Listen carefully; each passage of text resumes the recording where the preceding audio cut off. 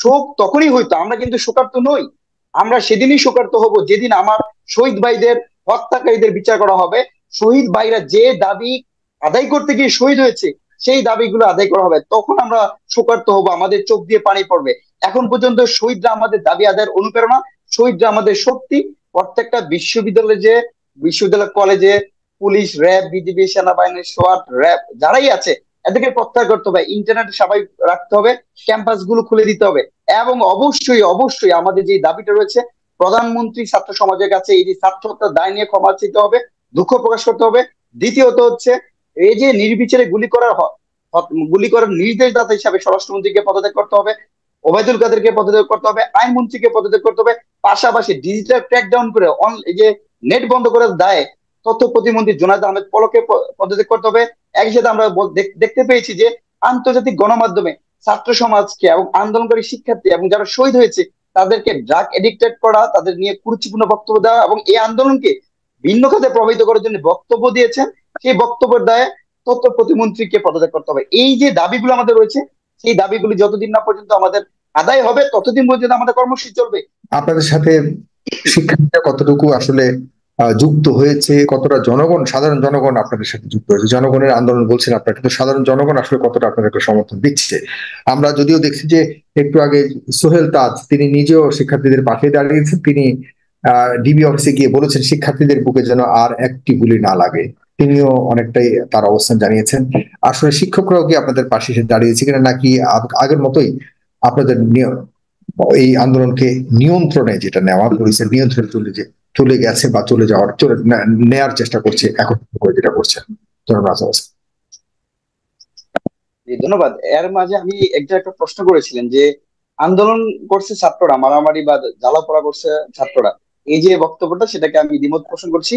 এই যে আজকে আমি একটা মিরর এশিয়া যে একটা পত্রিকা আছে, সেখানে একটা দেখলাম যে মিরপুর 10-এ যে মেট্রো স্টেশন আগুন দেওয়া হয়েছে, সেখানেও তারা সাংবাদিকরা একটা নিউজ করেছে যে সেই সহিংসতা বা যেই ঘটনা ঘটছে তার সাথে ওই স্থানীয় মিরপুর 10-এর এক এমপি যে বাস ব্যবসায়ী, তাদের পরিবহন ক্ষতি হচ্ছে, সেই জন্য তারা এখানে জ্বালাপোড়া করছে। একই সাথে আমরা দেখতে পেয়েছি চট্টগ্রামে একজন শ্রমিক লীগ নেতা 4 লক্ষ টাকার একটা কন্ট্রাক্ট করে 4টা বাস পোড়াই দিছে। তাহলে এটা দৃশ্যমান আসছে। এবং সারা দেশে আমরা মনে করি এই শান্তিপূর্ণ কর্মসূচিতে প্রশাসনের উস্কানিতে সরকার দলীয় যে ছাত্রলীগ, যুবলীগ, স্বেচ্ছাসেবক লীগ, তারাই দেশের জ্বালাপোড়া করে শান্তিপূর্ণ আন্দোলনকে অন্যদিকে প্রভাবিত করতে চেয়েছে। দ্বিতীয়ত, আপনি যেটা বললেন, আমরা ইতিমধ্যেই প্রমাণ পেয়েছি যে আমরা যখন বাংলা ব্লকেট কর্মসূচি দিয়েছি, কমপ্লিট শাটডাউন দিয়েছি, আপনি কি বলতে পারবেন বাংলাদেশের ইতিহাসে গত 20 বছরে যে কমপ্লিট শাটডাউন যেভাবে স্বতঃস্ফূর্ত ভাবে পালিত হয়েছে, আর কোনো কিছু কি এইভাবে পালিত হয়েছে? এ দেশে খেটে খাওয়া শ্রমিক, মেহনতি জনতা, কৃষক শ্রমিক জনতা, শিক্ষক, কর্মজীবী, চাকরিজীবী, প্রশাসনিক, সব মানে প্রত্যেকটা সেক্টরের মানুষ কিন্তু কমপ্লিট শাটডাউনকে স্বতঃস্ফূর্ত ভাবে পালন করেছে। আমরা যখন পুরো বাংলাদেশে বাংলা ব্লকেট কর্মসূচি দিয়েছি, সেখানেও সারাদিন ব্যাপী যখন ব্লকেট ছিল, দেশের মানুষ, অভিভাবক, সাধারণ জনগণ, রিক্সাওয়ালা, সিনজিওয়ালা, তাদের সারাদিনের গ্রামের অর্জিত পয়সা দিয়ে আমাদেরকে পানি খাওয়াচ্ছিল। আমাদেরকে যখন নির্বিচারে গুলি করা হয়েছিল, তখন কিন্তু এই দেশের সচেতন নাগরিকরা, আমাদের অভিভাবক যারা, তারা কিন্তু ঘরে থাকতে পারে নাই, তারা কিন্তু আমাদের পাশে ঢাল হিসেবে এসেছিল। সেগুলো আপনারা দেখেছেন স্পষ্ট। এবং আজকে গতকালকে যে আমরা কর্মসূচি দিয়েছিলাম, আজকের কর্মসূচিতেও ঢাকা বিশ্ববিদ্যালয়, রাজশাহী বিশ্ববিদ্যালয়, জাহাঙ্গীরনগর বিশ্ববিদ্যালয়ের আমাদের শ্রদ্ধেয় অভিভাবকরা আমাদের কর্মসূচিতে একাত্মতা ঘোষণা করেছে। বাংলাদেশ সুপ্রিম কোর্টের আইনজীবীরা একাত্মতা পোষণ করেছে এবং সংস্কৃতি কর্মী প্রবাসীরা কি আপনাদেরকে একই সাথে অবশ্যই অবশ্যই সবচেয়ে গুরুত্বপূর্ণ পার্ট আমাদের এই আন্দোলনের সবচেয়ে যারা শক্তি যোগাচ্ছে বাহির থেকে, যারা মনোবল চাঙ্গা রাখছে, আমরা দেখতে পেয়েছি আমেরিকা, ফ্রান্স, তারপর হচ্ছে জার্মান, ইউকে, বিভিন্ন জায়গায় মানে প্রবাসী শিক্ষক, প্রবাসী ছাত্র যারা আছে তারা আন্দোলন করছে। একই সাথে প্রবাসী যারা আছে, যারা তাদের ভাগ্যের চাকা উন্নয়ন করার জন্য, ভাগ্যের চাকা ঘোরানোর জন্য সারাদিন পরিশ্রম করে পরিবারকে মানে একটা সমৃদ্ধ করার জন্য তারা কাজ করছে, তারা কিন্তু এই যে আমাদের এই সরকার আমাদের উপর দমন পীড়ন করছে, ছাত্রদেরকে, নিরস্ত্র শিক্ষার্থীদেরকে হামলা করছে, মারছে, সেটার প্রতিবাদে কিন্তু তারাও একটা রেমিটেন্স শাটডাউনের ঘোষণা দিয়েছে। যেটা আজকে আমরা পত্রিকায় দেখতে পেলাম যে গত 7 দিনে যে রেমিটেন্স আসছে একদিনের কম। তারা স্বাভাবিকভাবে যে রেমিটেন্স একদিনে পাঠায়, সেটা তারা 7 দিনের চেয়েও কম আসছে তুলনামূলকভাবে। তা আমরা তাদেরকে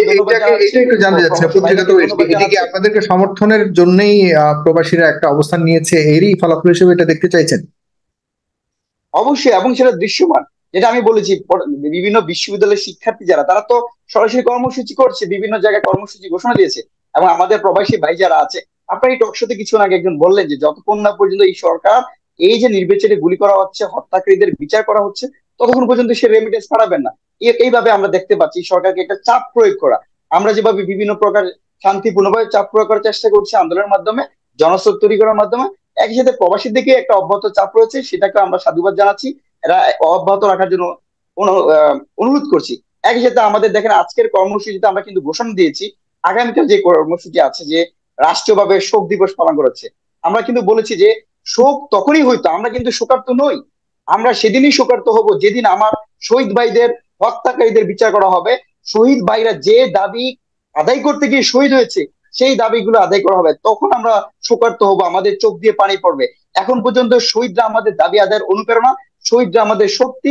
এই যে আগামীকাল যে শোক দিবসের নামে একটা নাটক করা হচ্ছে, তামাশা করা হচ্ছে, এর প্রত্যাখ্যান করছি আমরা। একই সাথে আমরা আগামীকাল সারা দেশেই ছাত্র সমাজ থেকে শুরু করে নাগরিক সমাজ যারা সচেতন আছে, বুদ্ধিজীবী যারা, বুদ্ধি প্রতিবন্ধী না, বিবেকবান সচেতন শিক্ষার্থী, সাংবাদিক, শ্রমজীবী, মানে সবাইকে আমরা আহ্বান জানাচ্ছি আগামীকাল আমাদের যে অনলাইন একটা জনসংযোগ কর্মসূচি আছে, আমরা সবাই যে আমাদের যে রক্তাক্ত পুরো বাংলাদেশ যে আজকে ছাত্র সমাজের আমার ভাই বোনদের রক্তের গন্ধে বাড়ি উঠিয়েছে, সে প্রতীক হিসাবে কালকে আগামীকাল আমরা সবাই আমাদের চোখে লাল কাপড় থাকবে, মুখে কিন্তু লাল কাপড় সেনাবাহিনী তো দিয়ে এখনো পর্যন্ত রাস্তায় আছে, কারফিউ জারি করা আছে।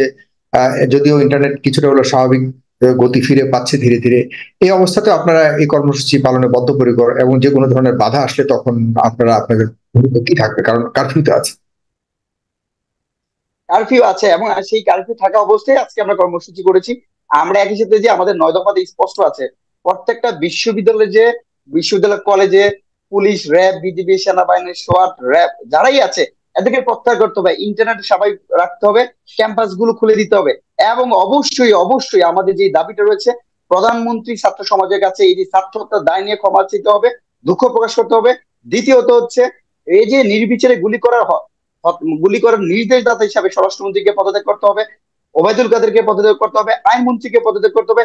পাশাপাশি ডিজিটাল ক্র্যাকডাউন করে এই যে নেট বন্ধ করার দায়ে তথ্য প্রতিমন্ত্রী জুনায়েদ আহমেদ পলককে পদত্যাগ করতে হবে।